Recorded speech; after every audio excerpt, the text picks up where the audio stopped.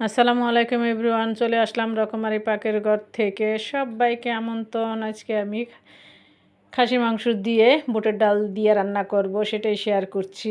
দেখেন, রান্না করেছি আরেকটুখানি আগে, জমে গিয়েছে, একদম চাকা চাকা হয়ে গিয়েছে। তবে তখন কিন্তু এরকম চাকা চাকা ছিল না, একটু জলজলি ছিল। তা আমি কিভাবে রান্না করি সেটাই আপনাদের সাথে শেয়ার করছি। এখানে আমি ডাল নিয়েছি হাফ কেজির একটু কম হবে, মাংস পরিমাণ 1 কেজির মতো হবে। ডালটাকে একটু ধুয়ে ভিজিয়ে রাখবো কিছুক্ষণের জন্য। ভিজিয়ে রাখলে কিন্তু ভালো হয়। আপনার হাতে সময় থাকলে আর একটু বেশি ভিজিয়ে রাখবেন, কয়েক ঘন্টা ভিজিয়ে রাখবেন, তাহলে ভালো হবে। মাংসটা এই যে এরকম আমি একটু কেটে ছোটো করে নিব, তারপর ধুয়ে নিয়েছি। প্রেশার কুকারে করব। প্রেশার কুকারে করলে তাড়াতাড়ি হয়ে যায়, সময়ও বাঁচে, সাশ্রয়ও হয়। তাই আমি ডালটা আগে দিয়ে দিচ্ছি, তারপর মাংসটা দিয়ে দিলাম, আর বাকি মশলা দিয়ে দেবো। এখানে আমি পেঁয়াজও কেটে রেখেছি একটু মোটা করে।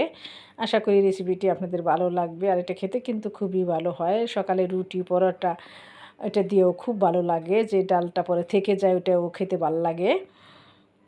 ভিডিওটি ভালো লাগলে শেয়ার করে পাশে থাকবেন, অন্যকে দেখার সুযোগ করে দিবেন। তারপর মাংসটা দিয়ে দেওয়ার পর দারচিনি দিয়ে দিলাম 3 টুকরা, এলাচ দিয়ে দিছি 3 থেকে 4টা, গোলমরিচও দিয়ে দিছি 4-5টা, তারপর লবঙ্গ দিয়ে দিচ্ছি।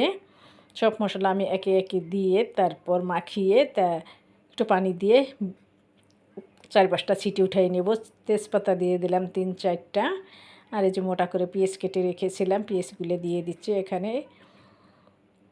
1 কাপের মতন পেঁয়াজ হবে, আপনারা আপনাদের পছন্দ মতো দিতে পারেন। আর ডাল আর মাংস বাড়িয়ে কমিয়েও নিতে পারেন।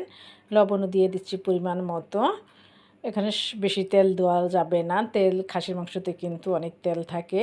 তবে তেলের চবড়িগুলো যে আমি এটা ফেলে দিয়েছি।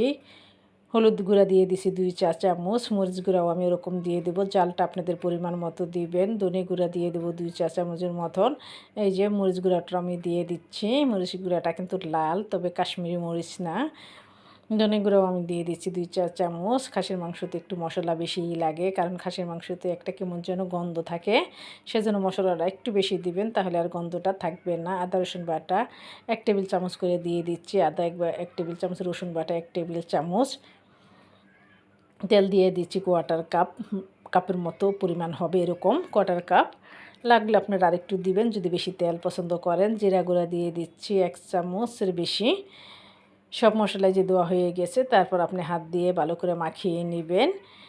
তবে আমি হাত দিয়ে আর মাখালাম না, আমি নাড়াটা দিয়েই স্প্যালাটা দিয়েই মেখে নিচ্ছে। যে একটু নেড়ে চেড়ে দিয়ে একটু পানি দিয়ে আমি 4-5টা সিটি উঠিয়ে নেব, তাতে মাংস সিদ্ধ হয়ে যাবে, ডালটাও নরম হয়ে যাবে। তারপর যতটুকু আপনার জল দিতে ইচ্ছে আপনি জলটা দিয়ে নেবেন। এই যে নেড়ে নিচ্ছি। এখন আমি সামান্য একটু পানি দিয়ে চুলায় দিয়ে দেবো। আশা করি রেসিপিটা আপনাদের ভালো লাগবে। ভালো লাগলে শেয়ার করে অন্যকে দেখার সুযোগ করে দিবেন, আর আমার চ্যানেলটি ঘুরে আসার অনুরোধ রইল। এই যে আমি সিটি কিন্তু উঠে নিয়েছি 4-5টা। এখন কিন্তু এই যে এরকম হয়েছে, দেখেন ডালটা কিন্তু সিদ্ধ হয়ে গিয়েছে।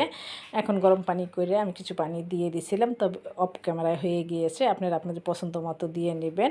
এই যে দেখেন ফাইনালি আমার ডাল রান্নাটা হয়ে গিয়েছে। আজকের মতো বিদায় নিচ্ছি, আল্লাহ হাফিজ।